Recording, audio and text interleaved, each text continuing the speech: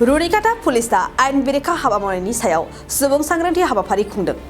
चिरां जिल्ला पुलिस बिफाननि बिथोन बायदियै रुनिकाटा पुलिसा मोनसे मेहेरगोनां हाबाफारिजों रुनिकाटा हाथायाव आयेन बेरेखा हाबा मावनायनि सायाव सुबुं सांग्रांथि हाबाफारि बानजायदों।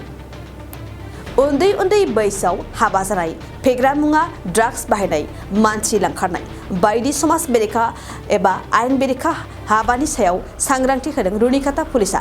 हाबाफारियावनो चिरां जिल्ला पुलिस बिफाननि एसपि प्राणजित बर'आ, रुनिकाटा पुलिस थानानि असि आरो गोबां पुलिसा मावसुमाफोरा बाहागो लायो। लोगोसेयैनो ओनसोलनि जानानै चिरां दुवार इउपिपिएल ब्लक कमिटिनि आफादगिरि बिद्दाव मोसाहारियाबो जर'खायै बाहागो लायो। সকলোৱে ড্ৰাগছৰ বিৰুদ্ধে মাৰ বান্ধি থিয় দিওঁ। আজি ৰুনিকাটাত আমি এক সজাগতা কাৰ্যসূচী গ্ৰহণ কৰিছোঁ। ঠিক এনেদৰে চিৰাং জিলাৰ বিভিন্ন স্থানত আমি সজাগতা কাৰ্যসূচী গ্ৰহণ কৰি যাম। আমি সকলোকে এয়াই অনুৰোধ জনাওঁ যে ড্ৰাগছ সেৱন বা ড্ৰাগছ সৰবৰাহৰ কিবা খবৰ পালে, লগতে বাল্য বিবাহৰ যুঁজা চলি থকা কিবা খবৰ পালে আপোনালোকে লগে লগে আমাৰ পুলিচ থানাত জনাওক আৰু আমি আইনগতভাৱে ব্যৱস্থা ল'বলৈ চেষ্টা কৰিম। হয়, এই সন্দৰ্ভত আমি যাৱতীয় ব্যৱস্থা অলৰেডি গ্ৰহণ কৰা হৈছে, এটা কেছ ৰেজিষ্টাৰ কৰা হৈছে। হয়, আমাৰ ছ'চিয়েল মিডিয়া পেজ আছে, ফেচবুক আছে, আমাৰ টুইটাৰ হেণ্ডেল আছে। তাত আমাৰ যিকোনো ব্যক্তিয়ে খবৰ দিব পাৰে আৰু যদি কনফিডেঞ্চিয়েলিটি মেইনটেইন কৰিব বিচাৰে তেতিয়াহ'লে আমাক তেনেকৈও জনাব পাৰে। তেওঁলোকক আমি कन्फिडेंशियलिटी मेंटेन करा होगा। दिनैहाय जोंहा चिरां जिल्ला पुलिस प्रशासननि बानजायनायाव आरो रुनिकाटा थानानि मददजों दिनै रुनिकाटा ओनसोलाव मोनसे उन्दै बैसोआव हाबा जानाय आरो जोंहा मा होनो बे फेग्रा बेसाद बाहायनाय बेनि सायाव मोनसे सांग्रांथि हाबाफारि लादों। बे सांग्रांथि हाबाफारियाव बेखौनो जोङो फोरमायनो लुबैदों ओनसोलनि सासे नोगोरारि जानानै।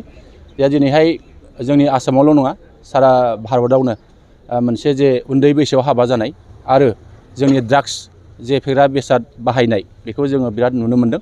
बारानिफ्राय बारा बेबादि जानायखौ नुनो मोन्दों। दा बाहाय जोंहा सरकारनि नेमखान्थि मथे जे सासे हिन्जावसाया 18 बोसोर आरो सासे हौवासाया 21 बोसोरनि गाहायाव जुदि हाबा जायोबा दा बिथांमोनखौ आयेननि गेजेरजों बिथांमोनखौ गोख्रों राहा लानाय बेखिनिखौ जों नुनो मोन्दों।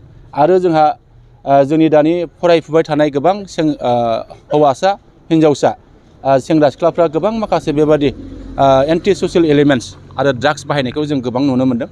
आरो बेखौ जेसेबां दिन जोङो बाहायगोन बे समसिम जोंनि जिउआव गोबां माखासे बेमार आजार जानाय आरो गोबां मानसि थैनाय बेबादिखौ जों नुनो मोन्दों। जाहाथे जोङो साफ्रोमबो जोंनि लाइमोन सेंग्रा सिख्लाफ्रा बिनिफ्राय जाहाथे गोजानाव थायो आरो जोंखौ साफा साफा मोजां गोग्गो सासे मानसि हिसाबै जोङो दानानै लानो हायो बेखिनिखौ आङो खावलायगोन। जाय गार्जेन बिथांमोना गाव गावनि गथ'फोरखौ माबोरै जोथोन लानांगौ होननानै नोंथाङा सानो? आं बेखौनो बुंगोन, जोंनि गार्जेनफ्रा गामि ओनसोलाव थानायखाय जों जे सासे गार्जेन गोग्गो सासे गार्जेन बे गार्जेन महरै जोङो दासिमाव बेबादि जाफुंसार जानो हायाखै। जोंनि गार्जेनफ्राव गोबां माखासे जेरैबादि जोङो बेफोरबादि समाज बेरेखा हाबाखौ होबथानांगौ बे होबथानाय खामानिखौ जोङो मोजां रोखोम जोङो दायित्व लानानै खामानि मावनो हायाखै। दा बेनिखायनो जाहाथे जोंनि बिमा बिफा जोंनि गार्जेन बिथांमोनहा जाहाथे गावनि गथ'खौ मोजाङै जोथोन लानानै बेफोरबादि माखासे समाज बेरेखा हाबानिफ्राय जुदि होबथानो हायाबा, गोजानाव दोननो हायाबा निस्सय बै गथ'आ फैबाय थानाय समाव निस्सय बियो गावनो जोबस्रांलांनायनि मोनसे इसाराखौ जों नुहुरगासिनो दङ। पायनिर एकाडेमि बरमायाव एचएस फार्स्ट इयारनि मुं थिसननाया सोलिगासिनो दं। पायनिर एकाडेमि बरमायाव एचएस फार्स्ट इयारनि साइन्स आरो आर्ट्स मोन्नैबो आयदानि मुं थिसननाया सोलिगासिनो दं। गुनगोनां सोलोंथाइखौ लानो थाखाय पायनिर एकाडेमि बरमायाव एचएस फार्स्ट इयाराव मुं थिसननो गोसो गुदुं जानाय फरायसाफोरा साइन्स आरो आर्ट्स मोन्नै आयदानि गेजेराव सायख'नानै मुं थिसनफैनो हासिगोन। पायनिर एकाडेमि बरमायाव आलादायै नीट आरो JEE नि कचिंबो होफानाय जायो। पायनिर एकाडेमि बरमायाव थानानै फरायनो हानाय राहानि थाखाय हौवासा आरो हिन्जावसानि हस्टेलनि खाबुबो दं।